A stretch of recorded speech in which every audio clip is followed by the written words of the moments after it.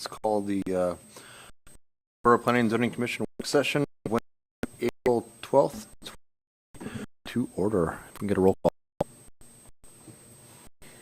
Mr. Schmidt, Mr. Dyke, Here. Mr. Cross, Mr. Paulson, Ms. Johnson, Mr. Neff. Here. You have a quorum. Thank you. We'll move to citizen comments. Items not scheduled during limited to 3 minutes per speaker.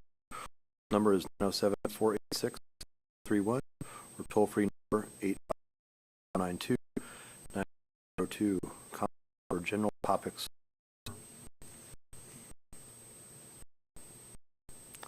None. To discussion and packet review. Number S2301. Applicant Mill Bay Investment requested rate communication 23 and 24 block subdivision.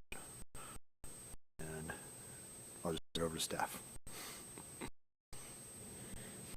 Case S23 was postponed by this commission on March 15th, 2023.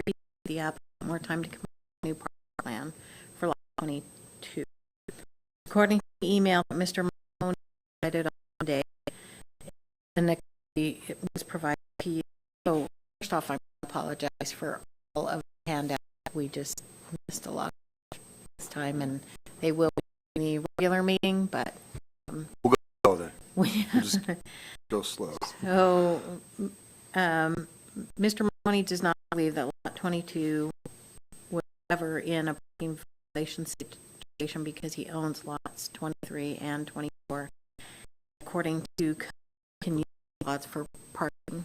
This is on that issue prior to 2020. As Commissioner Van Dyke pointed out, when Mahoney used the name on lot 22, could not be included in KIB 17505. Mahoney did ask for the approve the parking on lot 22 to now be on lot 23 after subdivision lot 23A, assuming that KIB 1717550 in effect because he owns that. So I think what this commission is going to see tonight is that staff is trying to look into the future and not just, looking at what we're doing right now. Looking at things to realizing that all of our decisions have impact on the future. Mr. Mahoney has stated to build on proposed lot 23. We have no idea what he will build. He will need additional parking. 22 will now take up. If Mahoney sells proposed lot 20A, then what happens to the parking for lot 22? Stating that mortgage company will allow Mr. Mahoney to the line for lot 22 seems odd. What mortgage company wouldn't want more land and zoning compliant parking than what they originally had owned? Questions for staff? Mr. Neff. Yeah, I was a little concerned when I heard that it doesn't have enough parking. What protection do people that are seeking to buy that lot right now, that they would be alerted to that? Is there some kind of a record or something that, so when the title company goes to look, they'd say, hey, this isn't in compliance? No. Okay, yeah, that's kind of, so yeah, a lot of stuff could happen that, I got it. All right, thanks. It's not in my staff report. It should be after that. So that's the parking plan that he provided after this was postponed. And he said, and I believe he said it was a continuous, and I corrected that in the staff report because 1717550 says contiguous, not continuous, but he can do that. Well, he can't do that because he owns lot 22 as Ed Mahoney, and he owns lot 23 and 24, or proposed lot 23A as Mill Bay Investments. So now that code is not in effect for him because he's. Can he change it? Yes, but I know that would secure if he sold lot 23A, happens to be parking for lot 22. Good. Okay, so this would be an easement, it looks like, on lot 23. No bay. Yeah, it's sideways. Other fourplex. Okay. So this looks like is an easement. This would be considered an easement 3, right? He is not saying violation. He's saying that he wants to use contiguous apartment. He wouldn't. I mean, allow in theory because both lots, but that could change in the future and that's a concern. Right now, technically, it doesn't both lot. Owned by an LLC. There's one that's private ownership, one that's corporate ownership. Even though he's the owner of the corporation, it is two different names. I agree. That's different. We are looking for him to do an easement or move the line. Something permanent than just him saying, I'm going to use it for now. Yeah. So, Seema, I have a question that may help with clarification here. So, in the act of building the fourplex, and I'm not trying to throw anybody under the bus, I'm just questioning how possibly we got to this as a commission, as an organization. But in the act of building the fourplex, that foundation was located, I assume wasn't checked by the building inspector or something to make sure that it followed the zoning compliance permit that was issued. And the thing is that he put those rocks out there in lot 23, which made us go, huh, why are those rocks there? Sure. And so he has been using that as his parking. And now with the subdivision, this is our opportunity to come back and say, hey, okay, like you're not compliant now. You didn't build it the way that you told us that you were going to, you know. And if you want to do something to where you are parking right now, then let's do it legally. That's all we're asking. Absolutely. So when I look at this page, and thank you, Bronwyn, for having that on the screen, conceptually, it's a good idea. I would like to, personally, I would have liked to see the primary plan changed to so that we had a document in front of us, one document that expressed what was being asked for an approval standpoint. We didn't do that. We didn't, and I have questions with this. Mr. St. Denny emailed me, and I CC'd Mr. Mahoney on it because I was just. So the other issue I have with this drawing is that it alludes to a 10-foot separation between the fourplex and what I presume is that lot line on the top side of that possible parking. But I think as we went back through, there's a deck there that was part of the problem. So I don't feel like this piece of paper, this drawing, adequately reflects what's there on the ground. And I recognize that we're not really picking on the lot to the north because that's not in the plat. We're talking about the two lots to the south of it. But it is encumbered in this process because of the inadequate parking. Right. When he submitted this, I was like, oh no, go at your angle, save yourself some room, move your lot line, or do an easement and do it at an angle and, you know, make it work that way. So through the grapevine, I've heard that he's going to do another fourplex on the other side. We're still going to have this parking problem. Right, and what he does with the property is really Doesn't- not my concern, Right. and as long as he does what's allowable in a business zone. My personal feelings is I'm just inclined to give him more time to provide us a document that's very succinct. If he's not willing to do that, I don't know, how the rest of the commission feels, but, I mean, we're not voting on this tonight, but I want to put that out there for discussion, not asking you guys to signal how you want to vote, but really, how could we come about with a plan that, not that it's our responsibility to come with a plan, but at least how can we give guidance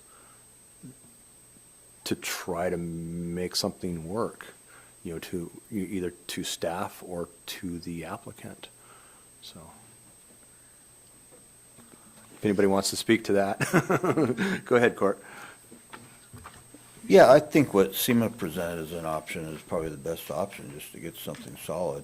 And I'm very much inclined to do that. I do think that we're doing a disservice to anybody that might potentially buy that if the owner just decided to sell stuff. All of a sudden, I've had them to sell or whatever. Protecting the public interest there, since we don't have anything that's doing that at the moment. I think this is a good plan, what they come up with. Well, the problem is that there's two options on there, and you're going to have to decide which one, A or B, because it's either approve it, providing the parking plan and creating the easement, or postpone it so that he has time to create the easement. Right, and that's, like I said, Correct. for me personally, I'm inclined to postpone with the recommendation that all this is reflected on the preliminary plat, that it's all brought together on one document that's easy for us to approve. But again, I don't want to, that's just what my inclination is. And to try to, really to try to make staff's job easier, that it's a succinct thing. Does anybody have any questions or any concerns about the code 17175050, with that ownership? I mean, in my mind, it's very clear that it is legally two separate owners. It does not qualify for this shared parking. How do you guys feel about that? Yeah, I agree with that. An LLC is an entity, it's not a person. So, regardless of who owns it, you can always sell your interest in an LLC or get more people there or whatever. Right, and that's not something that the borough governs. That would be at the state level. Mhm. So, right. Any other discussion? Any other questions for staff? Go ahead, Seema. I would just ask that if you move to postpone it, don't do it for 1 month. Like, do it for a longer period Is that of time. is that a preview of attractions coming? It is preview of this. This is the attraction that we got, and so. Give them a a little more time? Give them more time so that they, I don't know how busy everybody is, but I just think that 30 days is, well, we don't have anything on the calendar for May except Okay. for, Okay. we could have stuff on the calendar for May. Right. We're not going to know that yet. Well, I hope the applicant comes in next week and speaks to that, whether they think that they can do it or if they're willing to. Yep. All right. Next, case number 23015, applicant Cole requests a rezone of USS 3098, lot 26A from R1 residential. That should be residential one, not rural residential one. It is, To sorry, that is business incorrect. district. All right, staff report. I think the staff report is correct. I think we just put it wrong on the agenda, so sorry about that. Again, staff is going to ask to think about the future when deciding this case. This is the third time since 2017 that Mr. Cole has requested this rezone. In 2017, the P&Z Commission approved the rezone, but the Borough Assembly denied it. In 2019, the Commission denied it, and the case did not move forward to the Assembly. Both cases are summarized in your staff report. Unfortunately, not much changed for Mr. Cole or for that neighborhood, other than the fact that right now, Mr. Cole is out of zoning compliance in that at the site visit, the property is being used for outdoor storage, which this is a violation for that zone, and on March 20th, if this rezone is denied, code enforcement will be doing a code violation letter. The application had no request for rezone due to its current use, so it's quite clear that Mr. Cole could care less about this violation, and the request is a matter of convenience to him. In July 22, Mr. Cole also applied for a zoning compliance permit to build a 40 by 60 residential building with an ADU and a home business. According to Building and Safety, Mr. Cole did not provide any plans to Building and Safety, and so now the zoning compliance has expired. Staff is recommending that a denial for rezone due to most of the same reasons that it was denied in 2017 and 2019. It's not directly, you can't access it off of Mill Bay. You have to go all the way down Bancroft to get to it. With pulling the zoning compliance, it appears that Mr. Cole has options for using that lot in compliance with the R1 zoning. Thank you. Any questions for staff? Go ahead, Court. Yeah, I looked at this earlier. I'm trying to remember, instead of me trying to find it here, is there a residence on there that he's calling his home? No. He did a zoning compliance in July of 2022 that was denied, and then did another one in August of 2022 that was approved, and that is where he said that he wanted to put he was going to do a 20 by 40 single-family residence. So he Okay. was ready to do that, didn't meet his, he got, I believe he got the building permit, but just never submitted plans for it. So when he didn't do that, after 6 months, it became the zoning compliances.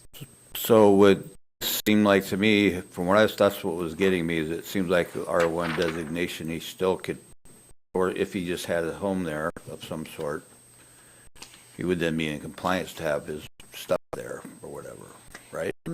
If you look at the picture, it's the items that he's storing that are, it's not an outdoor storage is not compliant, but yes, if he had, Well, I thought like some Yes. boats, trucks, and right, if he, right. Connex isn't allowed. Connexes are allowed. In the R1, if he has a house there, yes, he could have a Connex there. So seems like for the most part, he would be leave it to if he just simply built something anyways without changing the business. Okay. Yeah. All right. Any other questions for staff? Go ahead. I don't know how pertinent it is or not, but. You want to turn your mic on? Maybe a little random. Sorry. If an applicant is not current in their property tax payments, would you want to approve or make zoning changes? Okay, but just in general? In Why? general, Like- I would have noticed that he was on the foreclosure list with the other hat, and that would have been in the staff report, which. You would make mention. We would make It would be mention, something worth but- mentioning in it. Okay, just curious. Yeah.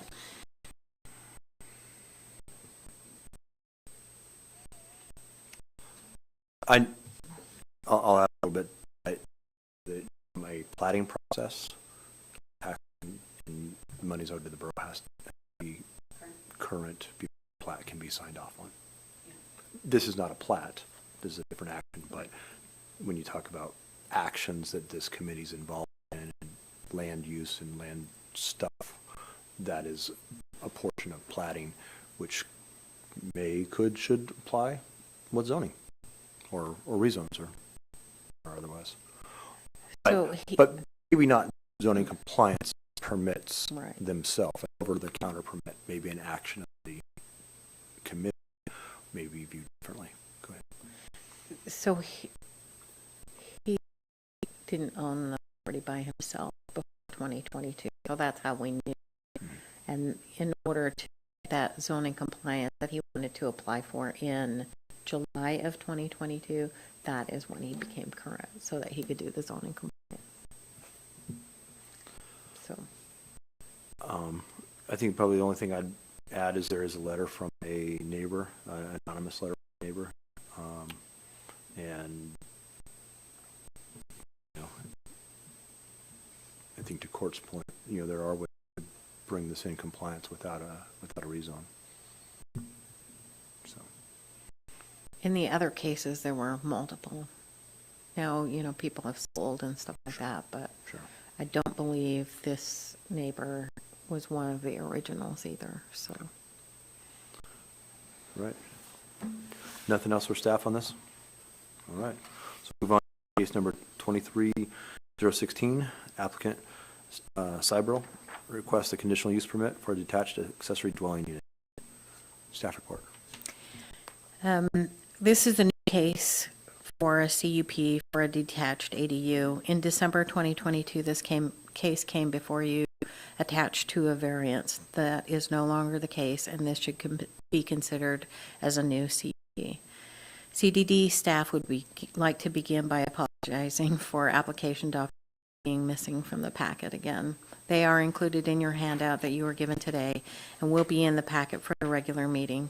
Additionally, Mr. Sibrel emailed statements yesterday that could not be added to the packet due to short notice. The email submitted by Mr. Sibrel could be considered as fulfilling some of the conditions in the approval motion on page 122 of 149 in your packet. That is what the commission chooses to do. The issues of parking were totally misinterpreted by me in the staff report. Mr. Sibrel today made it clear to me that access and parking for the ADU will be from the Knock Road driveway and not from the Coast Guard Road. That's huge. Okay, so that is one portion of the staff report that you don't need to pay attention to, because I totally misunderstood what he submitted, so that is my error. The finding of fact, if denied, would have to be changed so that the parking KIBC 17160-070D5B and KIBC 17200-030 is not included if parking and access is from the Knock driveway. This will also comply with KIBC 17160-070D8 in that no new access points or driveways would be created or installed to access the ADU. However, at issue would still be the water and wastewater disposal. In your handouts are the requirements for septic systems near waterways. Between the waterway and the high water table, the septic system may be at issue with code, water supply, wastewater disposal, and the accessory dwelling unit must have a bathroom and shall share the same sewage disposal and water supply systems, or well and septic, or public, whichever it's on, as the principal dwelling unit, which is part of code. Emergency providers access is also still at issue while Mr. Sibrel interprets Mr. Conrad's no opposition statement as a green light. The commission should understand that the Woman's Bay Fire Department, or any other fire department for that matter, cannot approve or deny a conditional use permit. Additionally, Mr. Conrad does not state in the Woman's Bay Fire Department will use the Coast Guard access for an emergency vehicle for the ADU or the shop. Both a denial motion and an approval motion must be provided, or have been provided, and would need to be amended as the commission saw fit, no matter which way you go. The parking statement will be removed from the staff report before the regular meeting agenda. Can modify the conditions for approval at the commission's request. Staff believes that an additional condition for sewage disposal and water supply could be added, because there's no way he's going to be able to provide that information to us if, you know, like he wouldn't be out there going and doing all of this stuff if he was going to be denied again. So if you approve it, we should make it as a condition so that he can go out and see if that can be done before he follows through. The road system Okay. as well. Court. Just to summarize, I think what I caught was the wastewater and the fire access are the only two issues that are kind of stopping this. Yeah, I mean, there's nothing saying that the fire department won't go to the Knock Drive address, Right. walk down the stairs, go to the ADU, walk up the stairs, transport them back down. I mean, that's what they do, so that's what they do. I'm just saying that they won't access it through that Coast Guard road. So you've got time and that kind of stuff that you have to take into consideration. Mr. Conrad was pretty clear that sometimes the roads in that area, in Bell's Flats, you can't get to them no matter what time of year it is, depending on the condition. So I'm not sure that it, you have to decide whether it's an issue or not. Do they use fire hydrants out there? No. So it's all tankered, okay. So it's just a little farther stretch for the truck then to get to the ADU, basically, if they don't access that road. It would still, yeah, Mr. Seabrook, oh, I'm sorry. Yeah. I didn't start, well, Yeah, come on up. It's a work session, we can have a discussion.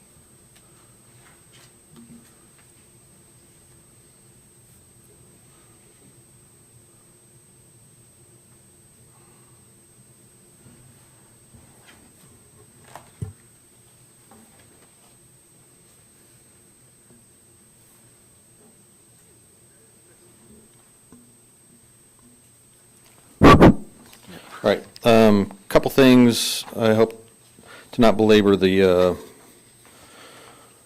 whole item, but on the fire access, first things first, up to about 300 feet or less away from the front door of the ADU, if you were to go through the Coast Guard access, it's all platted road, it's on the service area district. I brought a service area district map. If you'd like to see it, it's on there. So up to less than 300 feet, it's platted there. It does get plowed. I live there. Dave may have gone down and looked at it, but he's on the service area board. Not sure what the conversation was. I have not been privy to it. He did not put that in the email. On top of that, Dave's on vacation and I would have worked it out. But from his emails, he had mentioned it's not a platted road, but there are no guarantees that will be safe access to any of the roads in Bell Flats depending on the day or the conditions present.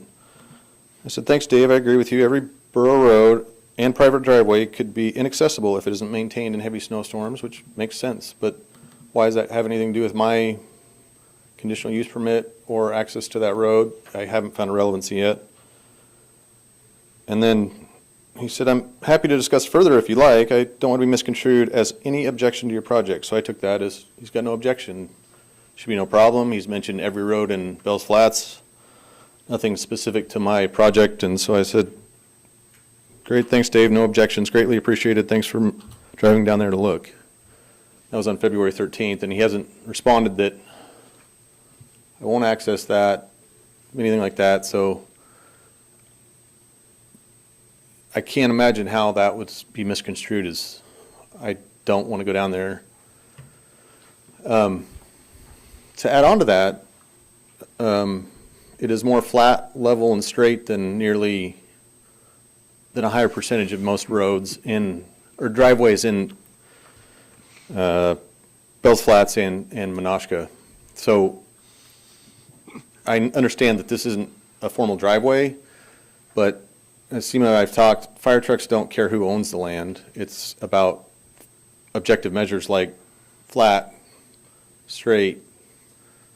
Like those are if it's curvy or too steep or something, a fire truck can't get there. There's a puddle there right now, which I've told Dave, and in this original email you can see that I said, we can put it as a condition that I have to improve the road some, but I don't want to invest a lot in it until it's done. So, seems right. Somebody could call and say, hey, I'm at this address, I need help, and they may have to come from the above road and help somebody.